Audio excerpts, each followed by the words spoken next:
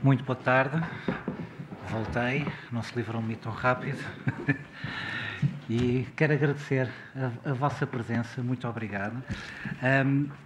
Gostaria de começar, sobretudo, gostaria de começar pela doutora Filipa Ribeiro, vogal da CP. Muito obrigado por ter vindo. E antes de pedir uma reação, pelo menos aqui algumas das considerações que fizemos a este projeto piloto, sobretudo na parte rodoviária, gostaria de saber como vê o papel da CP como um grande operador público e com a importância que tem e que deve ter, como em qualquer país da Europa, na prestação de serviços, sobretudo nas zonas com menor densidade populacional, que têm menor procura, o vulgo serviço regional. Como vê o papel da CP no desenvolvimento desse papel? Boa tarde a todos. Muito obrigada à AMT por este convite e parabéns pela conferência.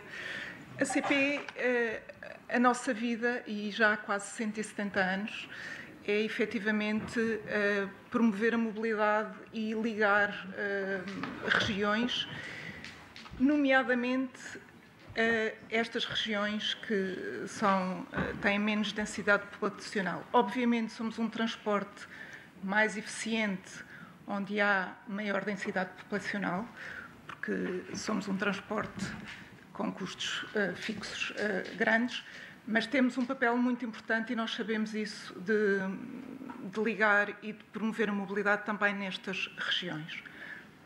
Obviamente, e respondendo concretamente ao desafio do estudo, a CP fará sempre parte da solução e estamos, obviamente, disponíveis para analisar e responder naquilo que for a nossa possibilidade e nos recursos que temos. Permite-me, e vê como viável, num prazo que digamos que pudesse ser curto, a ponderação ou digamos que outro esquema de oferta, nesta zona como em outras zonas de baixa densidade? Temos que analisar. Eu acho que é possível sempre fazer ajustes. Nós temos... os meios são finitos e com isso... E a nossa oferta está muito... não é uma oferta... não é olhado caso a caso. Temos uma integração de oferta a nível nacional. A CP é claramente um operador nacional e o serviço regional permite também a ligação a longo curso e tem essa função também, além da mobilidade intra-região, permite também depois ligar ao longo curso e fazer a ligação ao resto do país, mas há sempre possibilidade de se perceber se aquilo que estamos a fazer tem capacidade de ser melhorado e seguramente terá, com certeza. Agora, temos recursos finitos e nomeadamente, também aquilo que já aqui se falou, em termos de material circulante, neste momento, e até depois o engenheiro Carlos Fernandes também irá falar, com tudo o que está a acontecer na rede ferroviária nacional, em termos de eletrificação, temos aqui alguns desafios muito interessantes para conseguir depois manter e melhorar a nossa oferta, não só na beira interior, mas em tudo o que é o país. Muito obrigado, muito obrigado. Engenheiro Carlos Fernandes, a IP é incontornável em qualquer solução de construção de infraestruturas e de oferecer novos serviços, serviços ferroviários no país. Hoje já foi aqui muito citada várias vezes pela linha da Beira Alta, como já seria expectável, mas gostaria que nos pudesse dar a sua visão da IP e a visão que a IP tem para o desenvolvimento do serviço ferroviário, sobretudo nas regiões de baixa densidade, nas regiões do interior. Muito obrigado. Então, muito boa tarde. Boa tarde a todos.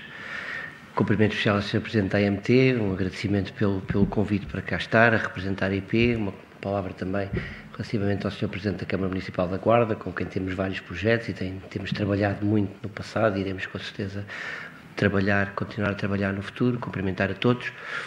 A Infraestruturas de Portugal tem de facto um papel importante e é uma entidade pública executora de investimento. Esse é o nosso papel, não somos uma entidade planeadora, somos uma entidade que, uma vez aprovados os planos, e às vezes confunde-se isso um bocadinho o papel da IP, a IP não planeia, não define planos, apoia o poder público nesse papel, mas uma vez definido aquilo que é para concretizar, nós concretizamos.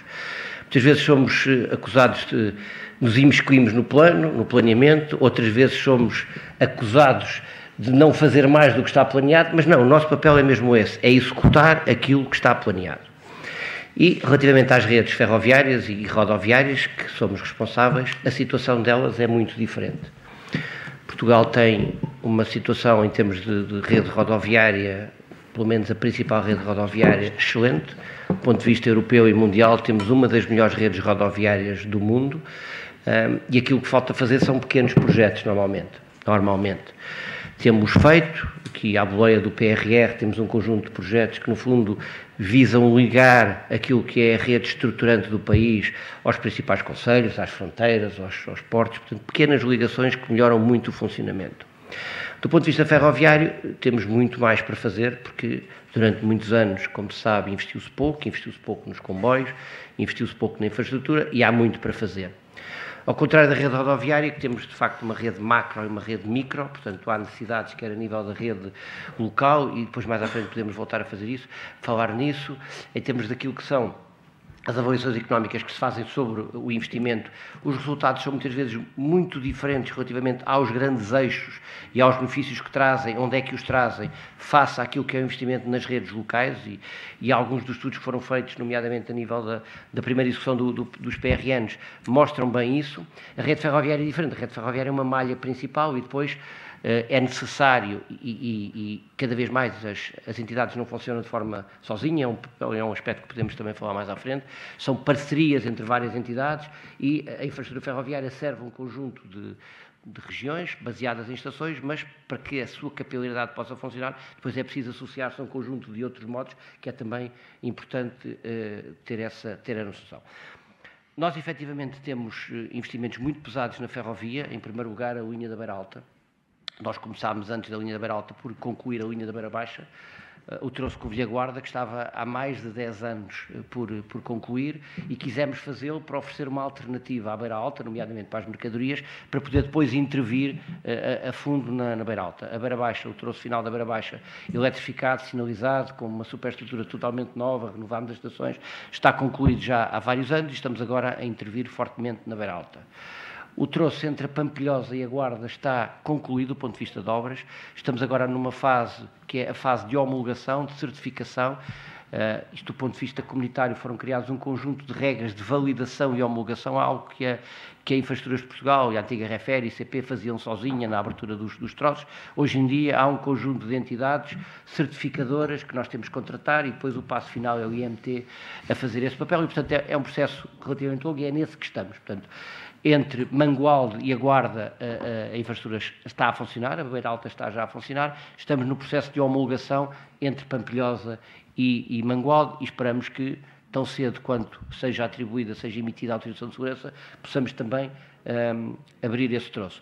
É um investimento na ordem dos 600 milhões de euros, nós vamos requalificar ou requalificámos totalmente a linha da Beira Alta, eliminámos completamente as passagens de níveis que existiam, criámos estações para comboios de mercadorias, podem passar no futuro comboios de 750 metros na linha da Beira Alta, e isso vai reduzir significativamente os custos de transporte. Temos uma parceria interessante, que podemos também falar mais à frente, com a Câmara da Guarda, um porto seco entre a Câmara, a IP e o Porto de Leixões, é também um aspecto importante e que vai valorizar com certeza aquilo que estamos a fazer na linha da Beira Alta. Temos planos que estão a avançar também para a linha do Douro, temos construção nos troços, temos empreitadas que estão para arrancar também rapidamente entre Marca e Régua na linha do Douro, e temos projeto entre Régua, Pocinho e Pocinho Marca Nova, são processos que estão a avançar. Portanto, há muita coisa a andar, não só nesta região, como no resto do país, mas há muita coisa que estamos a fazer em termos da linha do Sistema Ferroviário Nacional. Depois, do lado do Sistema Rodoviário Nacional, desta desta região. Concluímos o IP5, o troço final de ligação à fronteira em autoestrada foi aberto há alguns anos e está finalmente também concluído, e estamos agora a arrancar com o IP3. O primeiro troço de duplicação do IP3 está já a arrancar a fase de obra, foi já consignado, e temos projetos para aquilo que é a maior parte do IP3 entrar também em obra em termos da duplicação e a sua transformação numa autoestrada.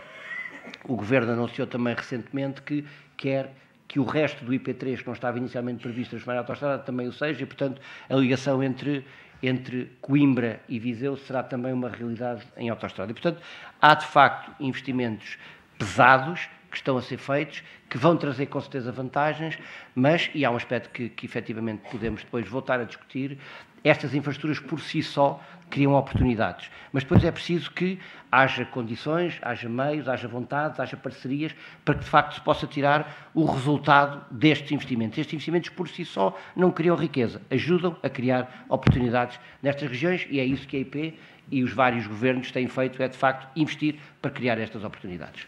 Muito obrigado. Doutora Lídia Monteiro, muito boa tarde. Habitualmente, nós, quando falamos nas questões da mobilidade e nas questões mais prementes, falamos muito nos serviços essenciais, na deslocação casa-trabalho, para a escola, e muitas vezes a questão do transporte de turistas, do turismo, é um pouco relegada para segundo plano. E eu sei que o turismo de Portugal tem uma estratégia muito clara relativamente, digamos, ao aproveitamento do potencial turístico das várias regiões e de levar os turistas a outras regiões. Se nos pudesse explicar melhor sobre essa estratégia. Sim. Muito obrigada e boa tarde a todos e a todas, e agradecer à Sra. Presidente pelo convite, por estarmos aqui hoje e, acima de tudo, pela forma como nos recebeu e como ouviu as nossas preocupações na reunião que tivemos a oportunidade de ter, porque eu estou aqui um bocadinho no papel do utilizador e de um utilizador coletivo, digamos assim, o que não deixa de ser fácil para mim, não é? Mas que trago naturalmente um conjunto de preocupações que tem que ver com todo um setor de atividade que é importante também para os territórios e para os territórios de baixa densidade, os territórios do interior.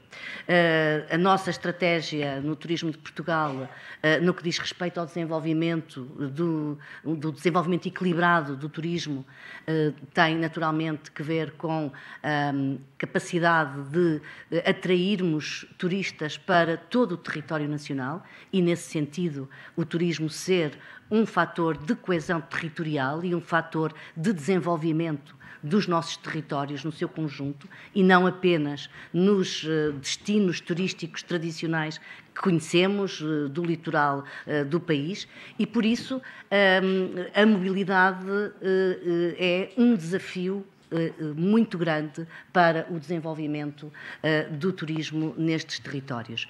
E é um desafio muito grande, não só, enfim, pela oferta dos serviços que estão disponíveis, mas, acima de tudo, por aquilo que hoje é o viajante e aquilo que os viajantes hoje nos pedem.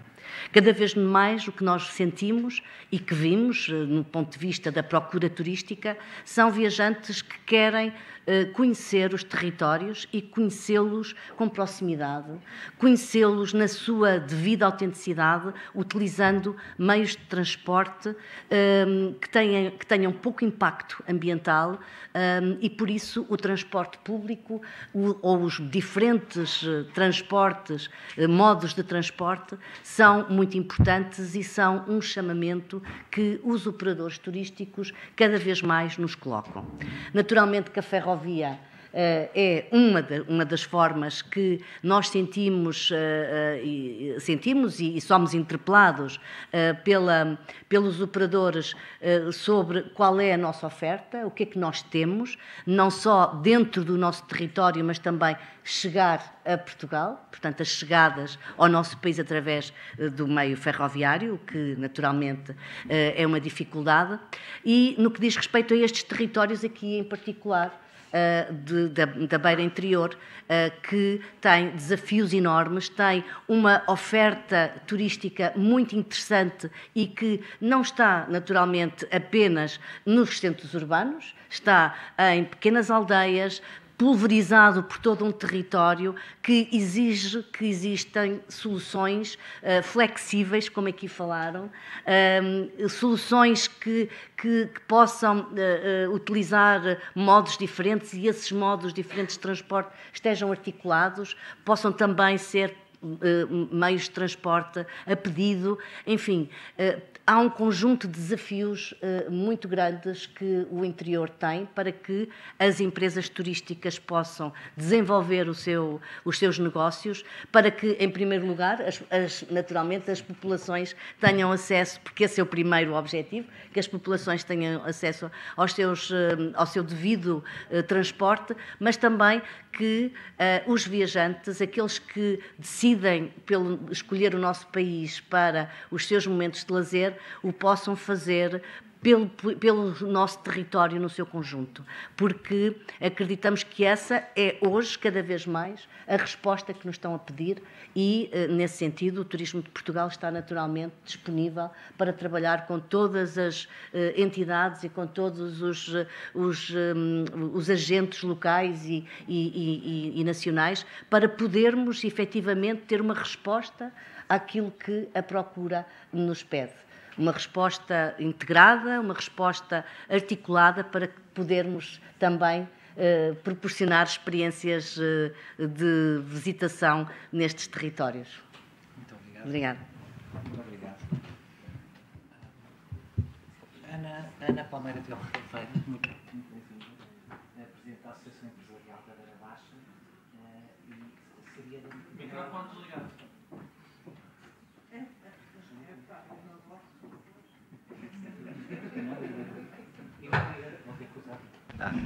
Aqui está.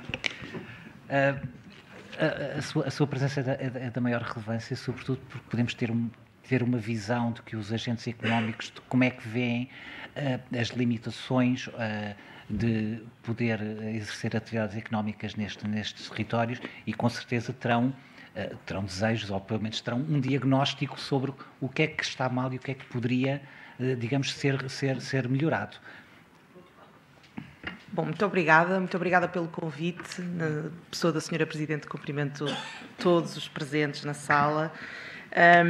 E eu vou responder à sua pergunta, mas gostava só de começar com 2 comentários. O primeiro foi extremamente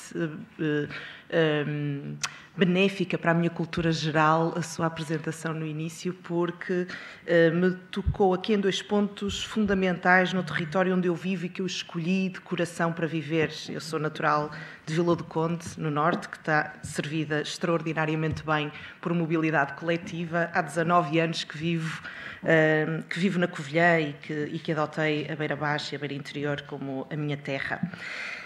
O aluguer de carro de bois não estaria ainda em algumas aldeias do nosso território assim tão longe da realidade. E aproveito que estão cá os senhores presidentes dos municípios para dizer que quando pensamos em mobilidade, e seus representantes, no caso do Dr. Hélio,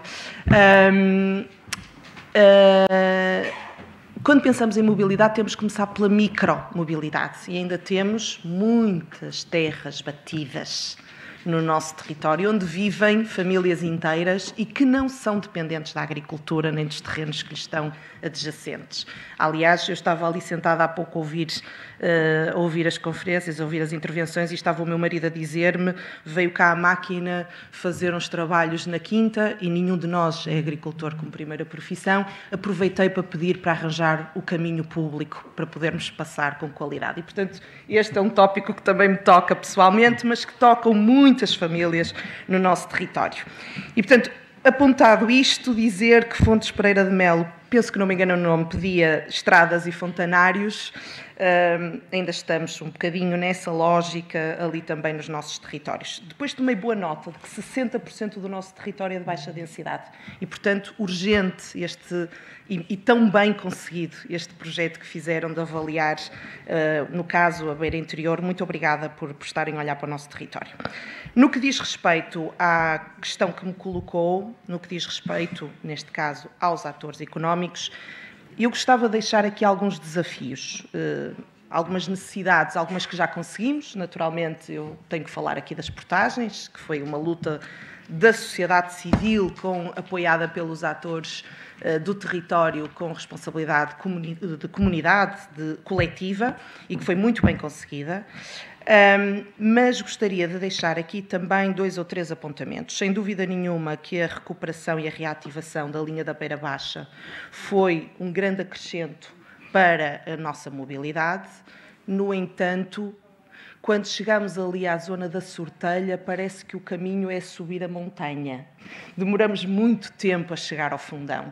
Aliás, eu tenho aquela tendência, quando viajo de comboio, dizer estou quase em casa e depois ainda demora muito a chegar, porque, de facto, a velocidade a que corre o comboio é baixa. Pensando neste troço, e que está muito bem pensado neste projeto que fizeram, Guarda Castelo Branco, como um troço de ligação direta, e eu diria sistemática.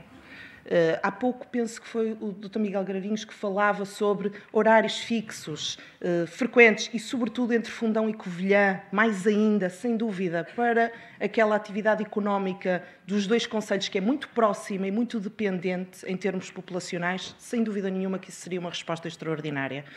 Teríamos que ter ligação também às zonas industriais. O comboio devia parar nas zonas industriais. Seria reativar algumas paragens que já existem, portanto, não estamos a inventar a roda. É olhar um bocadinho para trás, para aquilo que já existiu e voltar a pensar nessas soluções, para deixar as pessoas nas zonas industriais para onde vão trabalhar, não é? A maioria das empresas estão nas zonas industriais.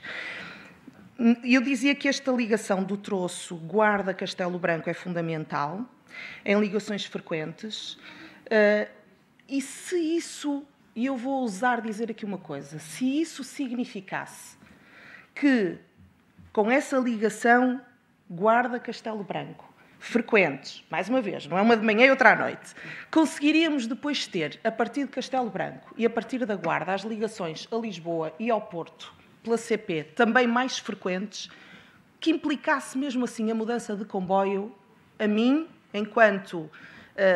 perspectivadora geral da utilização da mobilidade na região, não me parecia nada mal. Ou seja, o que eu quero dizer é, desde que esteja bem servida aquela ligação, depois poderia haver um conjunto de ligações mais frequentes, mais sistemáticas, a partir de Castelo Branco para Lisboa e do Porto e da Guarda para o Porto, que implicasse naturalmente a mudança de comboio. Se formos aos grandes centros urbanos nessa Europa toda, muda-se de metro como quem muda de camisola, não é? Portanto, é uma questão de planeamento. E se isso servir melhor o território, acredito que seja bem aceito, desde que bem comunicado, naturalmente. Mas aqui temos que pensar na questão do custo. E hoje a realidade da mobilidade da Beira Interior para os grandes centros, Coimbra, Porto, Lisboa, e mais Porto, Lisboa do que Coimbra, mas também Coimbra, é feita por um preço mais baixo, por autocarro. Portanto, as empresas rodoviárias vieram servir estes territórios com um serviço mais económico do que o comboio. E eu tenho que dizer isto aqui porque é verdade, sobretudo quando pensamos na capacidade de resposta que esta rodovia também tem, que o comboio não tem. Nós não conseguimos, eu não consigo planear, e falo na primeira pessoa porque utilizo muito a ligação Covilhã-Lisboa, eu não consigo planear um dia de reuniões em Lisboa se vier de comboio. Não consigo. Mas se vier de autocarro, consigo. E, portanto, isto é uma realidade. Depois gostaria também de deixar aqui um apontamento, que tecnicamente eu sou farmacêutica, portanto percebo zero de comboios e de ligações e de infraestruturas, mas queria só deixar aqui um apontamento. Se a resposta pudesse passar por comboios mistos de passageiros e cargas, para termos mais frequência, mais economia ao mercado, ao serviço, porque as empresas precisam do transporte de mercadorias. E há pouco falava-se do Porto Seco na Guarda. É urgente avançar com esse Porto Seco para o serviço daquela região. Mas depois é preciso haver mobilidade de mercadorias de Castelo Branco para a Guarda, naturalmente, não é? Portanto, como é que nós vamos dar resposta a isto? É uma preocupação que os empresários têm e que é fundamental discutirmos sobre ela.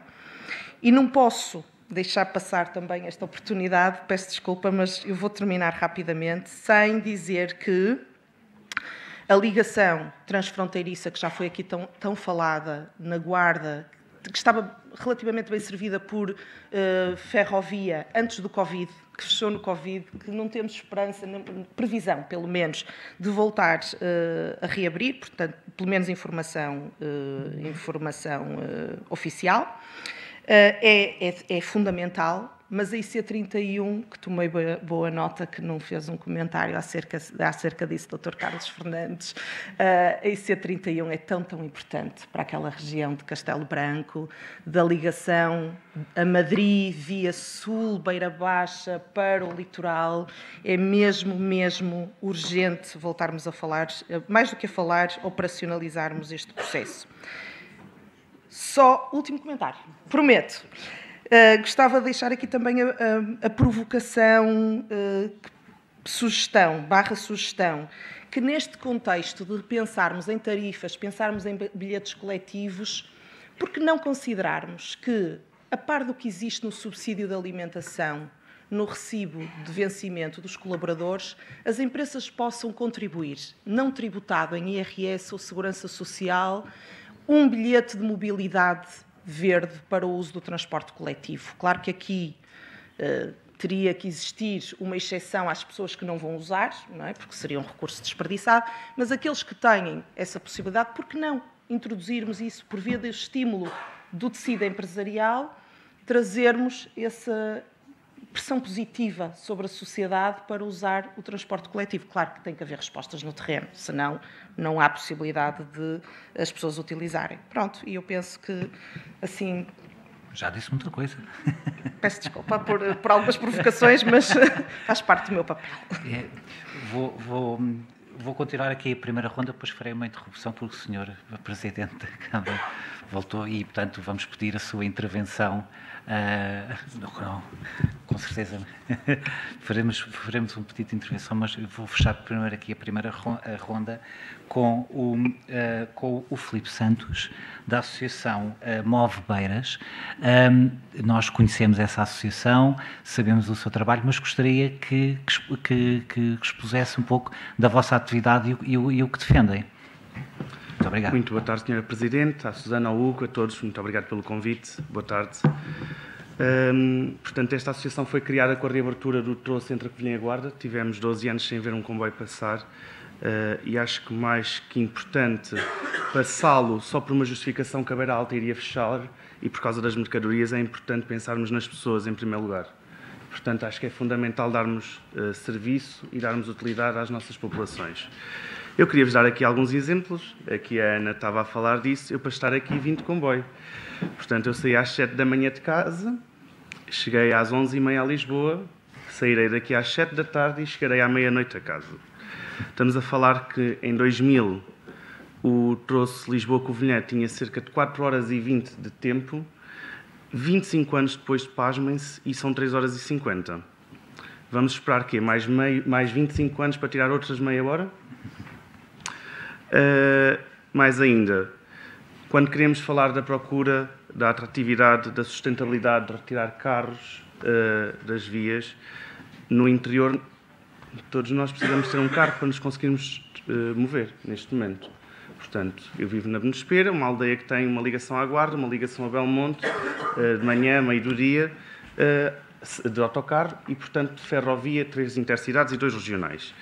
Que, por muito que tenhamos um passe verde, e que ainda bem que o temos, não nos serve absolutamente nada ter um passe verde, que eu posso ir para a Covilhã às 7 da manhã, mas para regressar do trabalho, o comboio sai da Covilhã às 4h50 da tarde, ou então só temos às 23 horas. Claro que eu olho sempre numa ótica de esperança, mas temos que pôr isto em cima da mesa e perceber como é que podemos melhorar estes temas. Mais ainda, como é que podemos ter, ainda neste momento, no pleno século XXI, estações de cidades fechadas, sem sanitários, com plataformas mais pequenas que o comboio? Eu posso-vos dar um exemplo. Ainda hoje saíram um grupo de 150 jovens da Menospera, em que o comboio que lá passou garantidamente não cabe dentro do cais. E isto está a acontecer em vários sítios. É público, é sabido, mas acredito que podemos arranjar soluções para resolver esta situação. Mais ainda, estações fechadas, atravessamentos em plenas linhas, isto ainda acontece. O que é que nós defendemos, sem dúvida? A frequência, como falava, é fundamental termos horários ligados aos polos geradores, como às escolas, aos hospitais, às universidades, às empresas, e colocarmos na Guarda o polo de ligação dos horários cadenciados, com a ligação da beira baixa com a beira alta, ter horários cadenciados para as duas linhas. E daí conseguirmos ligações fundamentais, portanto, a Coimbra, a Figueira da Foz, ao Porto e também ao lado de Vilar Formoso e Salamanca. E, portanto, quando falamos aqui de um serviço suburbano, urbano, regional, como lhe queiram chamar, que sem dúvida tem que ser da Guarda a Castelo Branco, quiçá a Vila Velha de Ródão, estamos a falar de um serviço urbano que tem que ter horários para as pessoas. E, perdoem-me o que eu vos vou dizer, mas quem não se sente não é filho de boa gente, e, portanto, tirarem, ou neste estudo, prever-se a possibilidade das paragens entre a Covilhã e a Guarda, só parar nos concelhos, estamos a falar de diminuir de 3 a 4 minutos, e onde é que estamos aqui a falar da coesão territorial? Pronto. Mas isto é fundamental, e estamos aqui a falar, e, portanto, acho que é oportuno podermos ver estas comunidades. Nós não podemos ver como uma linha de Sintra ou uma linha de Cascais, que tem muita gente, e estamos a falar de populações pequenas. Portanto, acho que temos que lhes dar esta visibilidade. Portanto, quanto à coesão, a descentralização, o emprego, o teletrabalho, como eu neste momento estou, e, portanto, queria aqui tocar também numa questão do turismo. E gostava de dar parabéns a algumas câmaras municipais, por exemplo, a Câmara Municipal de Castelo Branco, que apoia o comboio Vintage do Tejo, consegue encher constantemente e levar turistas à nossa beira interior. Esse comboio pode ser estendido até à Guarda, por exemplo, e, portanto, acho que devíamos pensar nisso. A Câmara Municipal do Fundão, que prevê a Sarjeira em Flor, ainda agora aconteceu e também sempre esgotou, e como uma proposta que também já de alguma forma falei uma vez com a Câmara da Guarda, porque não a nossa rota do Olival e da azeitona na altura da apanha.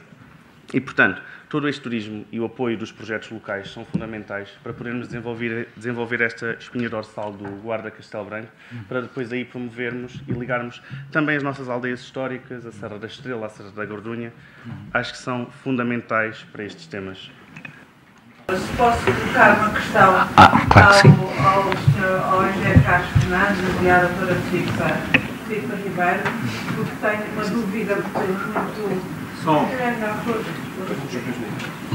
Eu tenho uma dúvida muito grande relativamente à falta de serviço capaz e eficiente na linha da beira baixa.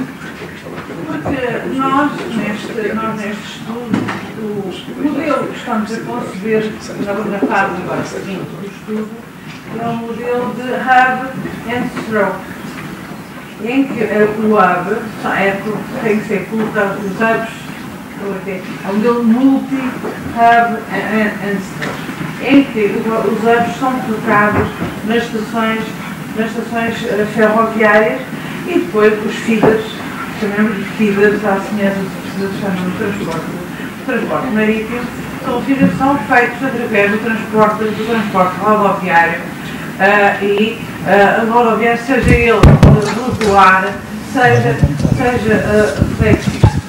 E portanto, se nós quisermos hierarquizarmos o sistema de transportes, temos que considerar como o primeiro nível o transporte ferroviário. Obrigado, mas eu falo alto. Eles estavam-me a ouvir. Portanto, o primeiro nível, transporte ferroviário, depois o segundo nível, rodoviário, e os vários subníveis do transporte rodoviário. Bom, isso pressupõe que existe transporte ferroviário adequado. Eu não vou perguntar se a CP pode fazer ou não pode fazer, ou quer fazer ou não quer fazer esse serviço. Por isso para nós é secundário. Nós queremos saber se existe capacidade, se existe espaço canal para introduzir um serviço de natureza suburbana, como temos nos canais ferroviários aqui da região de Lisboa, em que todos os canais, só falta o eixo do Barreiro, nós temos serviço ferroviário. Portanto, a minha pergunta é muito simples, é se existe ou não espaço canal. Porque depois, não havendo espaço canal, temos aqui um problema, que é ter que fazer um investimento forte a nível da ferrovia, para que passe a existir espaço canal. Mas se existir espaço canal, e a pergunta é para a CP se quer ou não quer fazer serviço utilizando esse espaço canal que esteja disponível. Porque se a CP não quiser fazer, como se sabe, existem outros candidatos a ser operadores ferroviários.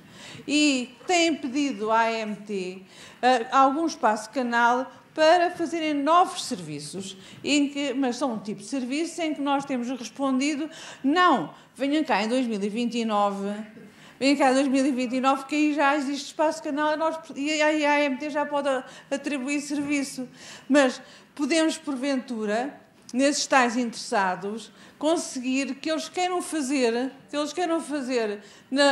neste eixo da beira interior a serviços. Portanto, a minha primeira pergunta é para o Sr. Engenheiro Carlos Fernandes, que conhece muito bem a rede ferroviária nacional e, portanto, não precisa ter cábula nenhuma para saber existe ou não existe espaço canal disponível na linha da Beira Baixa. E depois, não havendo, pronto, já a doutora Filipa Ribeiro está dispensada, mas havendo espaço canal, depois pergunto à doutora Filipa Ribeiro, quer fazer esse serviço? É que se não quer, nós vamos arranjar outros. Tá bem? Muito obrigada.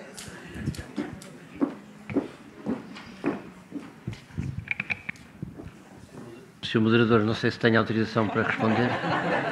Toda a autorização. As perguntas do regulador são sempre complexas e feitas em público, muito mais complexas. Eu diria que espaço canal para mais há de certeza. Agora, o problema do sistema ferroviário, e foram as questões que foram sendo colocadas, é que é um sistema de grande capacidade. É um sistema de transporte ou a grandes distâncias ou de grandes massas, sejam de humanas, sejam de mercadorias. Eu sei, mas posso modelar a minha resposta. O que é que acontece normalmente? É que um comboio é muito grande e, portanto, vamos dar o exemplo das mercadorias. Um comboio, para ser competitivo, transporta 1.100, 1.200, 1.400 toneladas. São 60 caminhões. Digamos, um terminal ferroviário, para que tenha racionalidade económica, e o Estado não faz transporte de mercadorias, são os operadores privados que o fazem, tem que ter 2, 3 comboios por semana. E já agora 2, 3 comboios em cada sentido, porque se a carga vai para lá, se um comboio vai para lá carregado, dou-vos o exemplo em Évora, vai para lá carregado com pedra a sair da zona do Alandroal, mas depois volta vazio. Portanto, não é racional. Portanto, nós, e respondendo às mercadorias, é preciso encontrar alguma racionalidade. E aí o projeto que temos na Guarda, que obriga um bocadinho a isto, ou seja, há a canalização das mercadorias para um terminal com maior capacidade e depois daí então difunde da moda de forma ferroviária. Do ponto de vista de passageiros também temos este problema, ou seja, em regiões de baixa densidade nós temos que fazer aqui, digamos assim, algum equilíbrio. E, portanto, esse equilíbrio acho que é o equilíbrio certo, ou seja, ter um hub na Guarda, em Castelo Branco, e onde daí depois, no fundo, as pessoas são irradiadas para o conjunto de outros destinos de autocarro. O exemplo também de Castelo Branco, um exemplo excelente, construiu-se um novo terminal rodoviário ao lado da estação de caminho de ferro. E, portanto, a pessoa chega de comboio e apanha um autocarro, chega de autocarro e apanha um comboio e faz esse tal. Agora, podemos, e depois volta sempre a velha questão que é, as linhas estão construídas para baixas velocidades.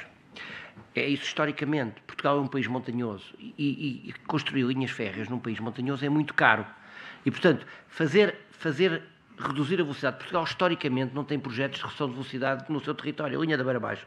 Houve um investimento pesado na linha da Beira Baixa e não se melhorou em termos de velocidade. Porquê? Porque é muito caro de o fazer. São muitas centenas de milhões de euros para o fazer. Portanto, respondendo diretamente à sua pergunta, há com certeza espaço canal para mais e com certeza que agora, com as melhorias e com a ligação à Beira Alta, com certeza que é possível fazer mais e melhor.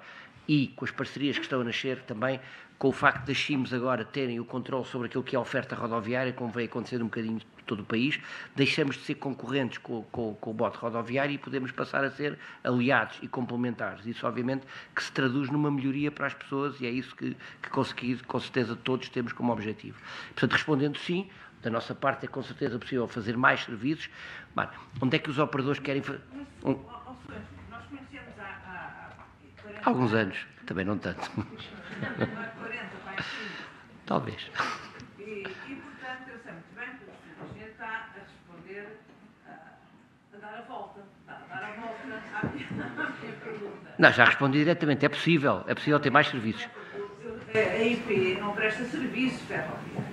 A IP tem outro serviço que é a gestão da infraestrutura ferroviária. Portanto, da parte da IP, nós só queremos saber se podemos pôr ou não podemos pôr mais comboios a circular, porque depois a modalidade e o tipo de comboio veremos, porque como sabemos muito bem, e a maior parte das pessoas que está aqui sentadas neste auditório, existem muitas soluções em muitos países em que nós podemos pôr podemos navegar nas frinchas, podemos, como diria o muçulmano, navegar nas frinchas e conseguir encontrar um caminho para prestar mais serviço, outro tipo de serviço, que não exige nem mais velocidade, nem maior capacidade nas estações. É só um serviço que nós queremos fazer precisamente para termos um serviço ferroviário capaz. Mas a resposta está dada. Sim, existe capacidade por parte do gestor da infraestrutura, existe capacidade, pode prover capacidade para se introduzir mais serviços.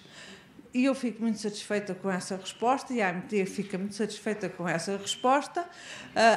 Acho que todos nós ficamos muito satisfeitos, porque podemos prosseguir com o nosso estudo e construir um sistema de mobilidade que tem em conta um serviço de ferrovia. Agora passamos para a ACP. Não, é que, como se costuma dizer, o meu vice-presidente acha que eu faço há partes a mais.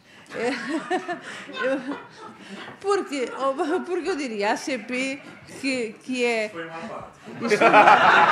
Isso foi uma parte. Porque eu diria a ACP para quem não quer há cá muito, como se diz no Alentejo.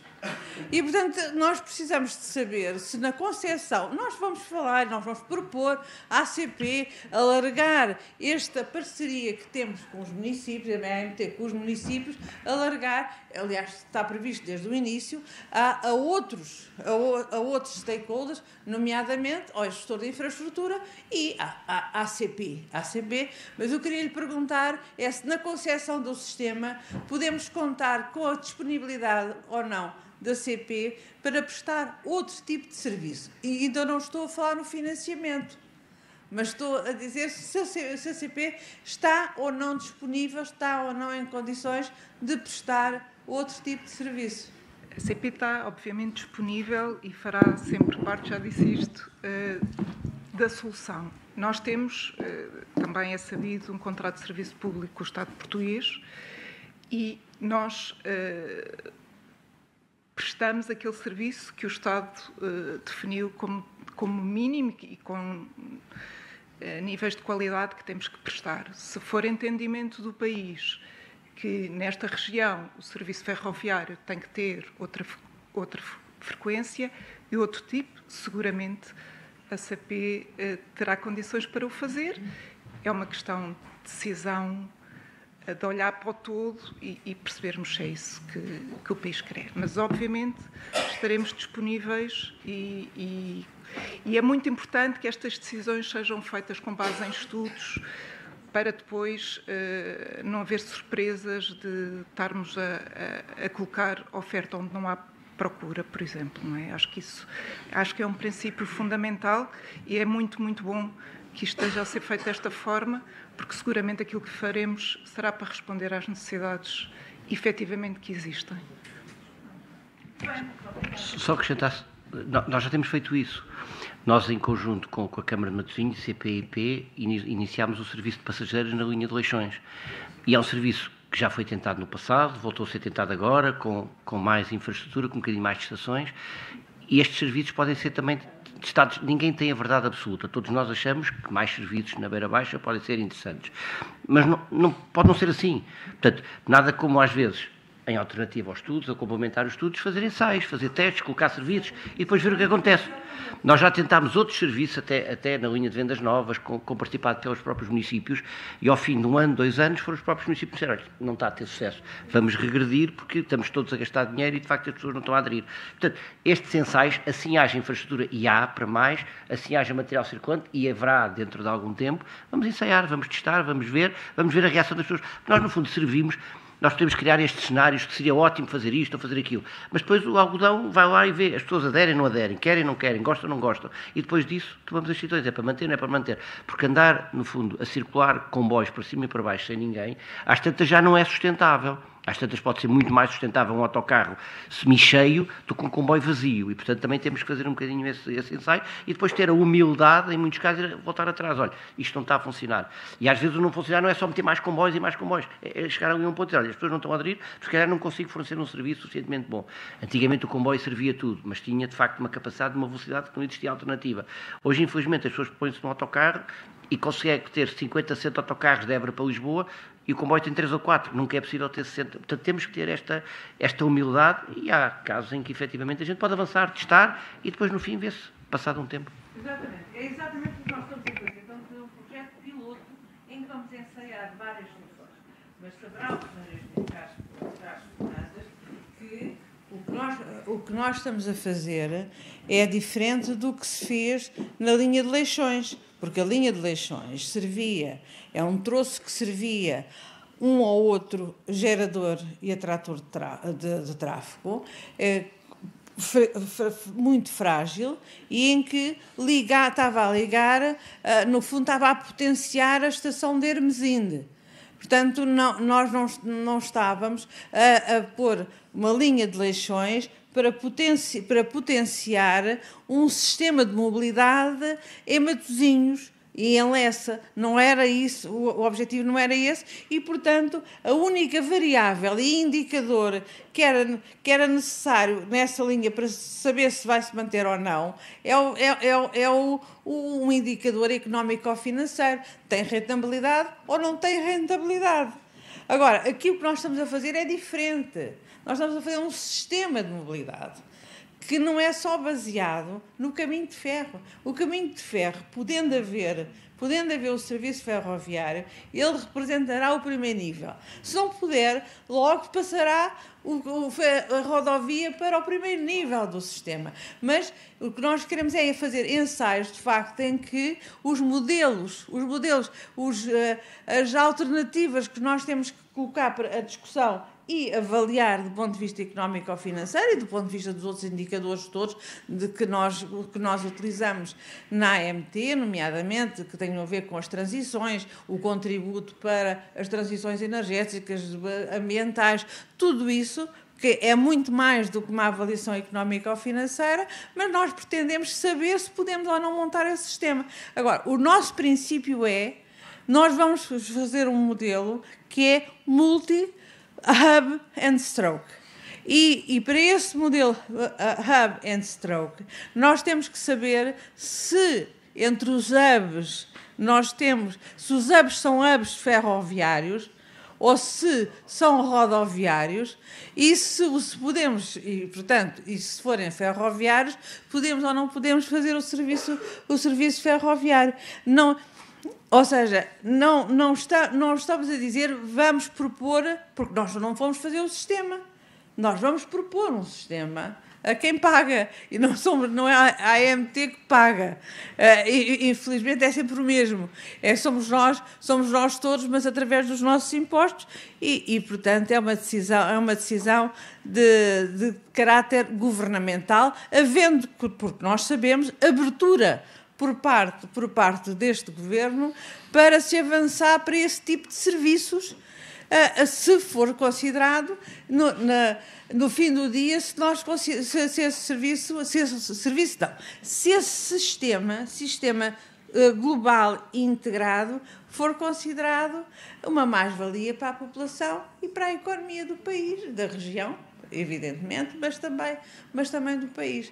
Mas eu fico muito satisfeita com as vossas respostas. Muito obrigada.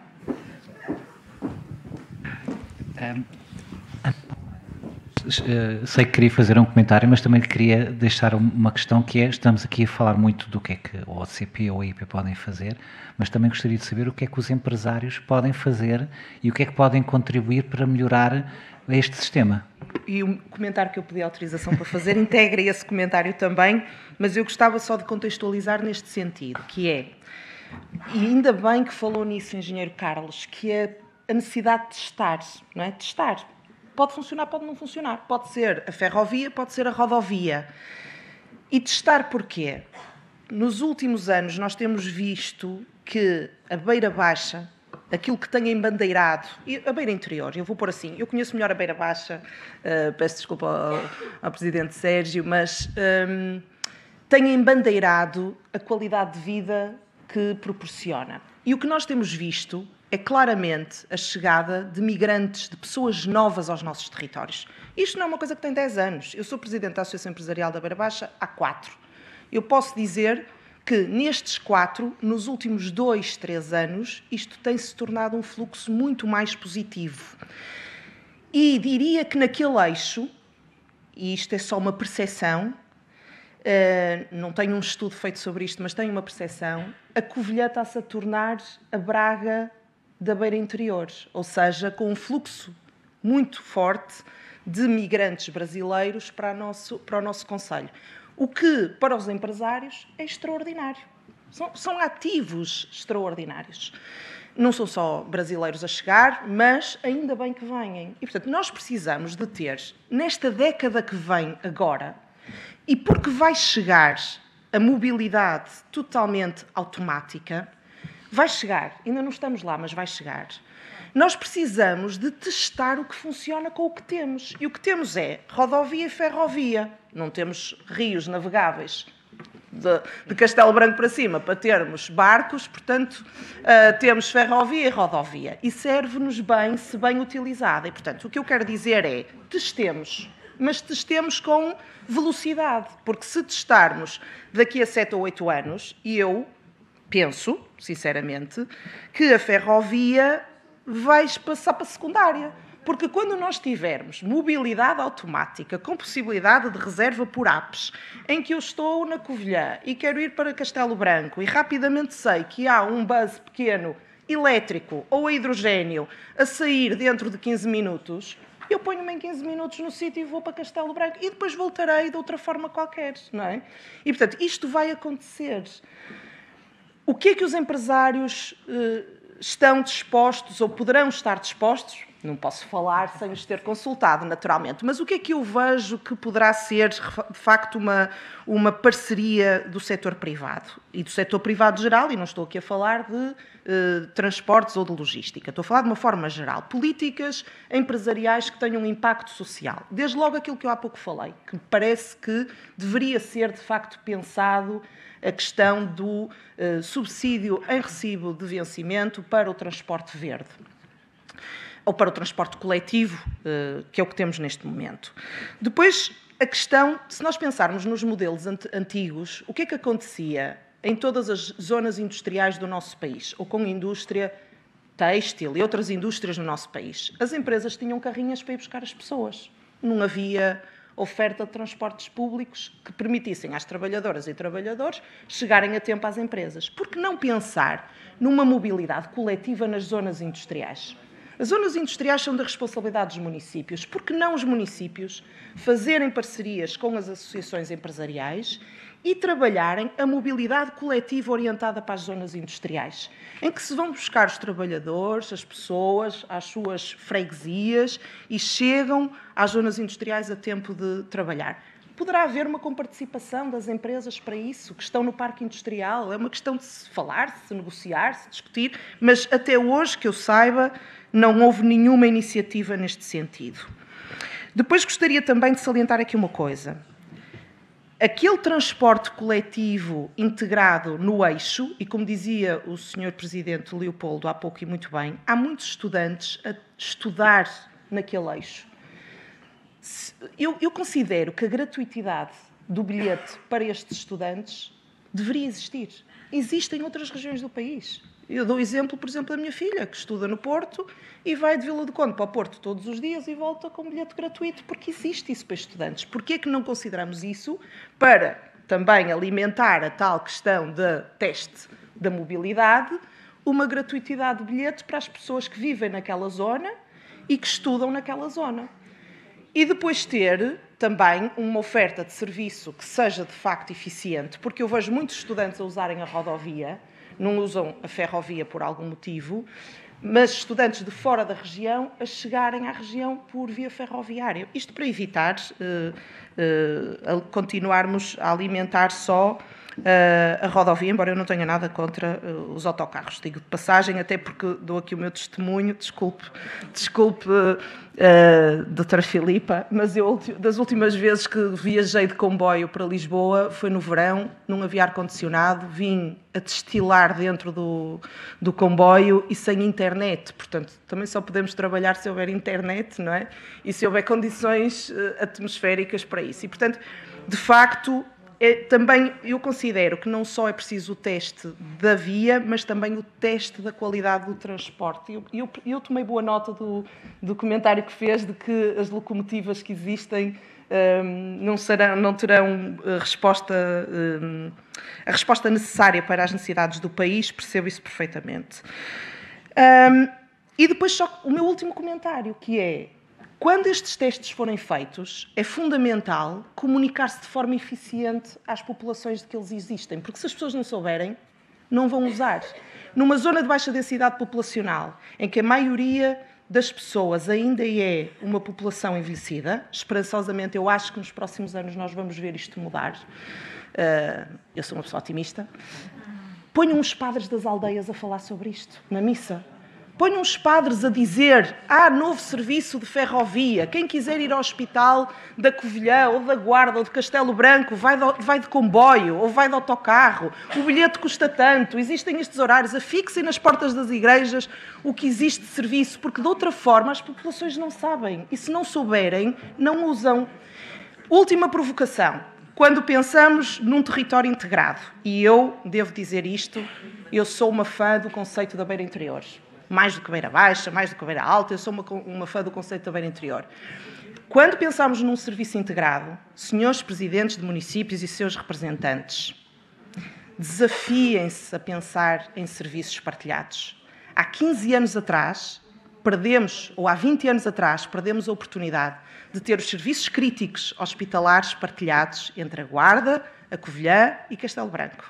É urgente vocês discutirem isto de uma forma integrada, sincera, sem receio de a população não aceitar, comunicando com eficiência para a população os benefícios que vão ter em serviços partilhados, haja uma resposta de mobilidade efetiva para as pessoas poderem da Guarda ir a Castelo Branco aos serviços especializados de Castelo Branco à Covilhã, enfim, naquele eixo. Porque isto é fundamental, nós pensarmos no território como um território integrado que tem tudo o que é preciso no eixo Guarda, Castelo Branco. Tenho dito e prometo não falo mais. Muito obrigado. Reconheço que desconsideramos o papel da Igreja no sistema da mobilidade. Já percebemos que é muito importante, temos que reconsiderar aqui os nossos pressupostos. É verdade, já percebemos que funciona muito bem e Viseu de Lafões também, portanto, se calhar temos que pensar aqui noutros parceiros também, para este processo.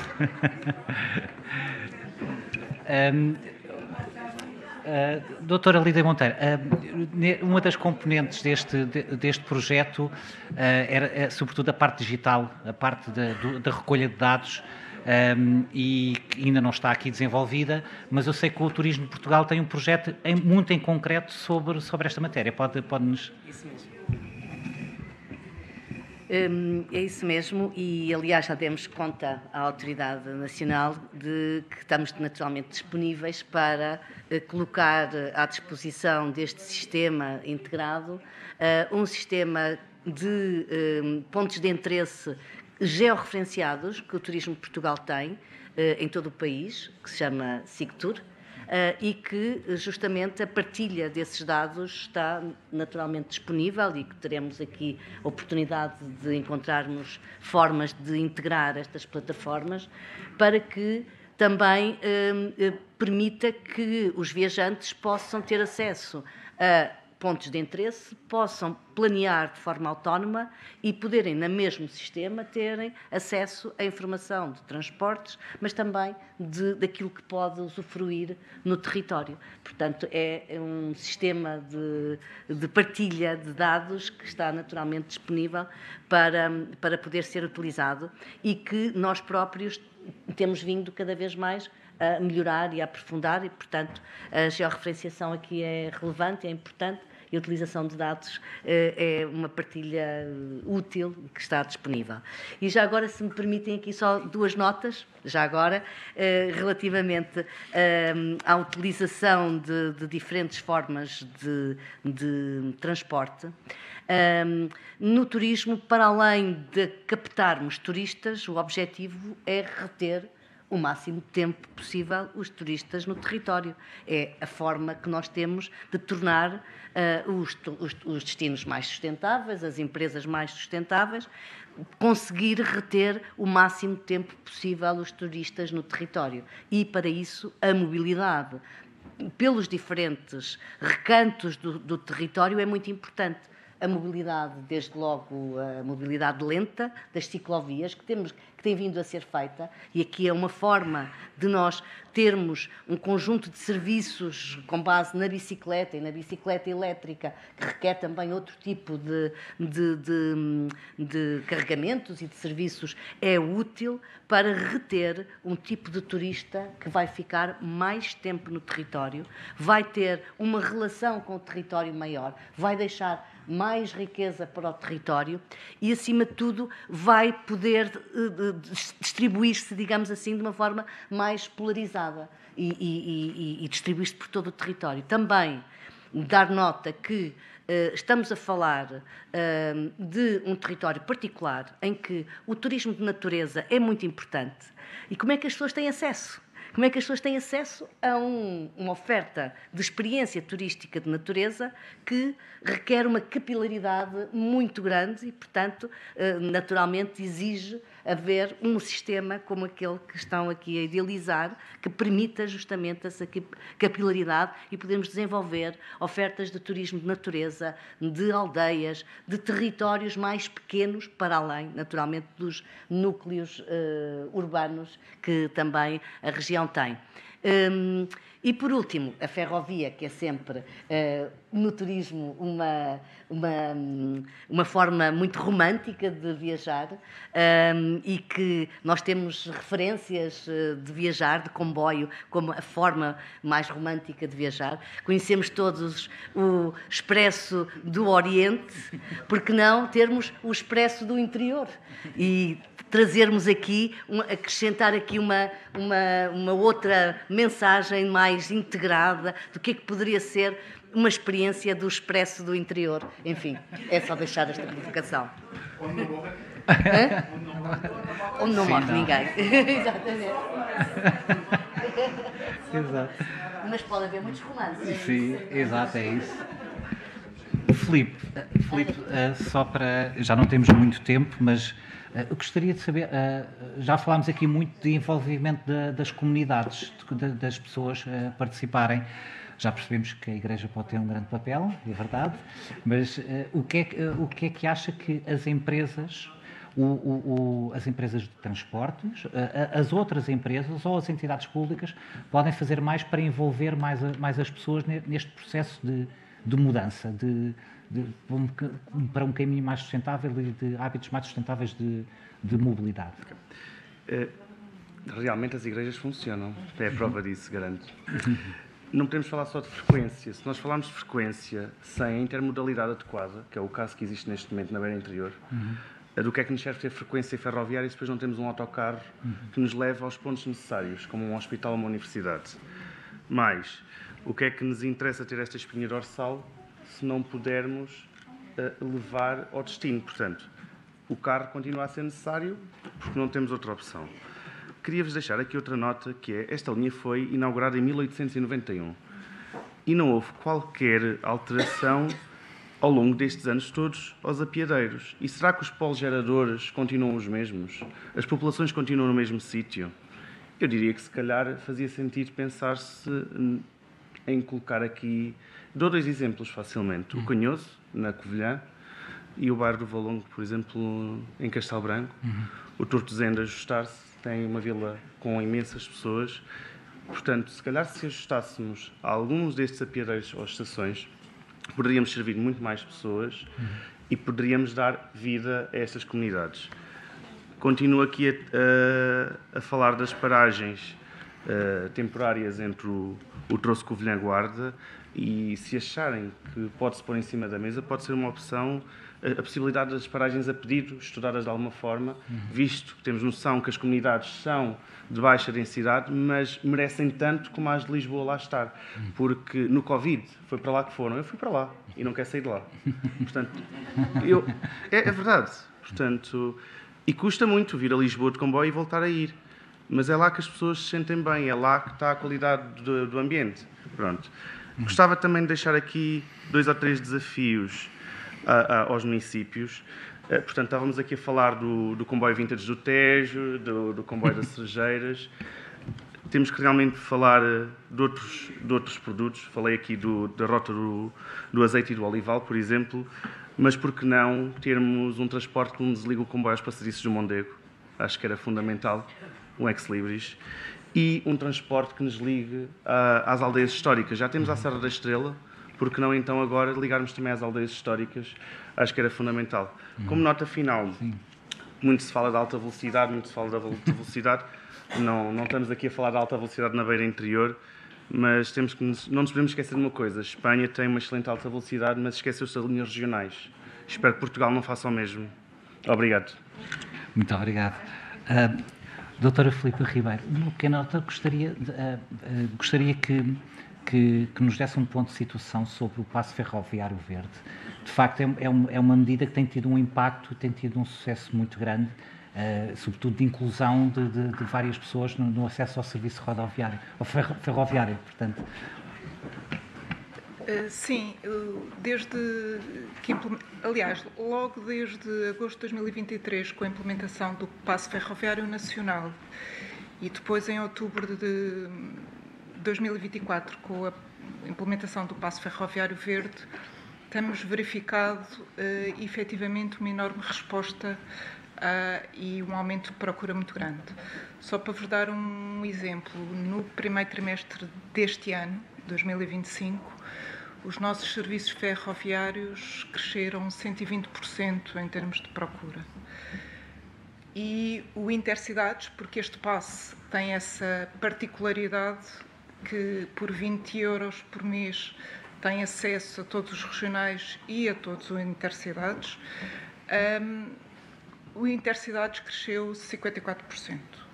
E isto é muito bom, quer dizer que tínhamos capacidade instalada que está a ser utilizada.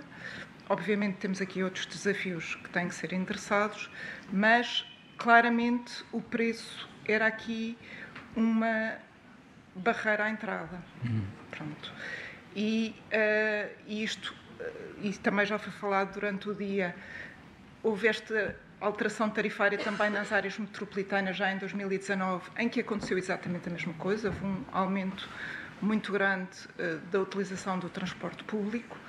Nós, neste momento, estamos, nós CP, a transportar cerca de de 500 mil pessoas por dia, a nível nacional, obviamente com preponderância nas áreas metropolitanas, mas isto foi possível claramente por alteração da política tarifária e por, lá está, o país ter decidido que era importante tirar esta barreira de utilização ao transporte público. Obviamente que o preço não é tudo, se não tivermos oferta em condições e com qualidade, as pessoas não vão utilizar, mas o que temos verificado até agora é que efetivamente está a haver muito mais utilização, nomeadamente dos nossos serviços regionais, que é aquilo que estamos aqui a falar, por via de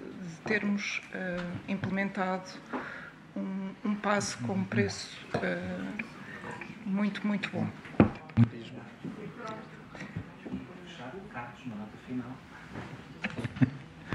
Não, talvez falar aqui um bocadinho do turismo e dos investimentos e da alta velocidade.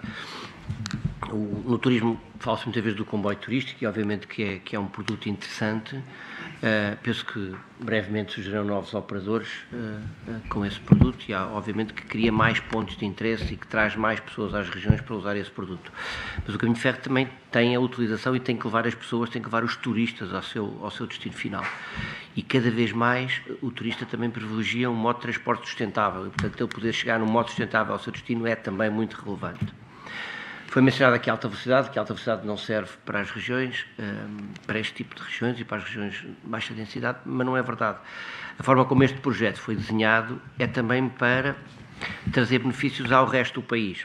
Nós tínhamos um projeto em bitola europeia, que basicamente ligava Porto e Lisboa, Lisboa a Porto e ponto final. E hoje em dia temos um projeto completamente diferente. Temos um projeto em bitola ibérica que vai ao centro das cidades, cria hubs em cada uma das cidades, mas permite que o comboio saia dessa linha de alta velocidade e que vá a outras zonas do país. Por exemplo, é possível um comboio sair de Lisboa ou do Porto e ir até à Guarda. E para ter uma ideia, essa possibilidade retira mais de 1 hora na ligação entre Porto e a Guarda, retira quase 1 hora entre Lisboa e a Guarda. E, portanto, é alta velocidade ao serviço também das regiões de baixa densidade, ao serviço, nomeadamente, da Beira Interior e da região da Guarda e, obviamente, Mangual e tudo isso. Isso cria outras oportunidades, porque coloca os turistas que vão para Lisboa ou para o Porto, é lá que estão os grandes aeroportos, coloca-os muito mais próximos destas regiões. Ele, com o mesmo tempo, pode chegar à região, ao interior e, portanto, usufruir de um conjunto de destinos que, de outra forma, não teria oportunidade. Foi um trabalho que fizemos com a Confederação do Turismo, com o Turismo de Portugal, no sentido de perspectivar e perceber como é que os operadores poderiam tirar partido deste novo investimento, como é que nós, alta velocidade, como é que os operadores de turismo, e foi um trabalho que teve resultados muito interessantes, com valor acrescentado muito relevante para as regiões, e é um trabalho que esperemos também que possa dar frutos. E é, no fundo, como é que um projeto estruturante que vem, no fundo, num eixo principal, num eixo atlântico, pode também servir um conjunto de regiões que, à partida, estariam fora desta rede de alta velocidade. Muito obrigado por terem vindo. Tomara que o sistema seja tão pontual como nós, porque terminámos mesmo a horas. Pedia só que ficassem sentados, porque ainda vamos ver passar o vídeo do resumo do dia. Muito obrigado, boa tarde.